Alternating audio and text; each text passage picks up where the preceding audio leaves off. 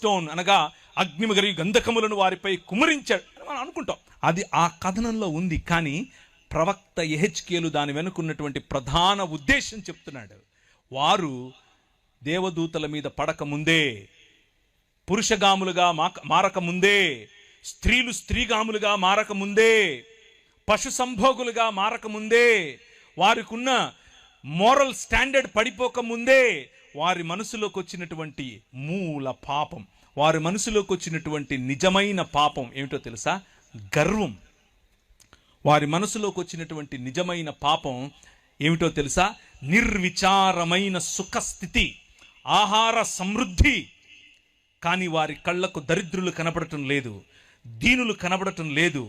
అహంకరించి హేయక్రియలు చేయటం, అహంకారం.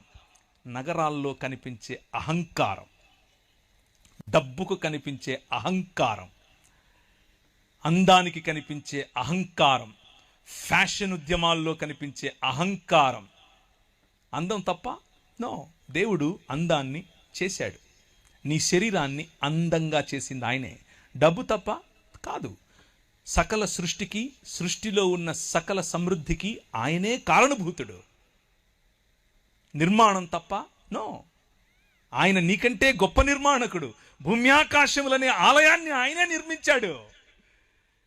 ఏంటి తప్పుక? వీటిని చూసుకుని నువ్వు మదం ఎక్కుతున్నావే, అది తప్పు, అది తప్పు.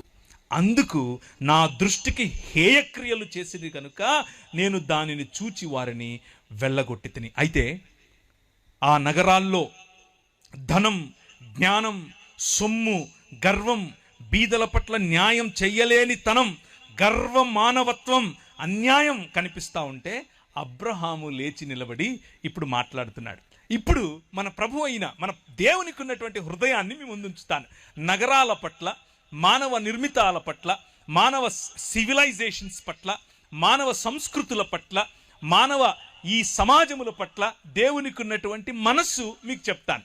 ఆయన మనతో సంభాషించాలనుకుంటున్నాడు. ఆయన మనం ఏదైనా చెబితే వినాలనుకుంటున్నాడు.